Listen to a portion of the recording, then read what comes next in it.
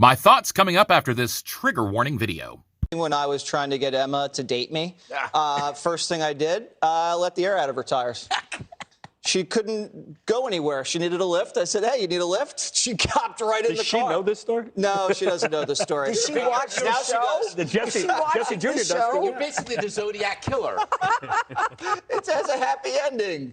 Really? Yes, we're married. boy. Did you really do that? Is that the first time you did it, or did you use that before? It works like a charm. Oh, okay. Kathy Lee.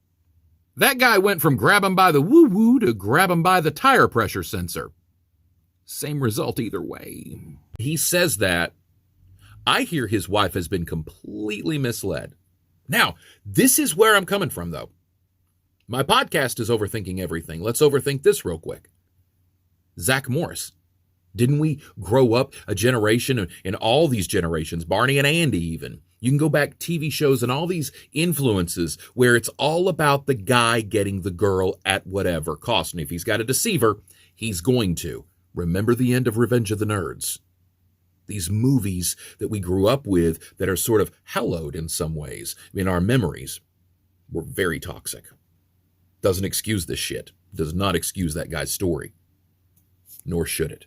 As an entertainer, my sense of humor's always skewed dark and skewed the lines of appropriateness. As a matter of fact, I am more delighted in shock value than I am in laughter.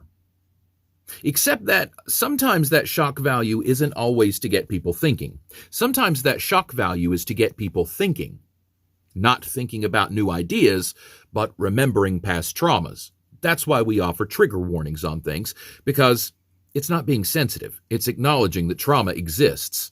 As I've had to account for my own sense of humor over the years, my own words and my own actions, and then I go onto TikTok and I see people ridiculing similar jokes to things that I would have said as a younger, more daft man. And it hurts me to my soul. It hurts me deeply because I know that I've contributed somewhat to this culture. Somewhat my ass. But still, this type of story is that toxic culture, toxic masculinity. How can we do better? How can we move forward from something like this where stories like this are told so casually and everybody laughs like it's a funny thing? Now, those women were uncomfortable because they knew exactly what he had done. He had deceived, manipulated, probably gaslit his wife. That story in that setting is inappropriate.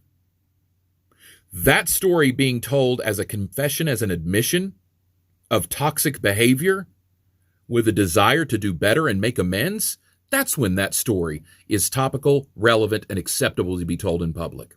Men, we need to do better. And we start by listening. Women of TikTok, fill up the comments section.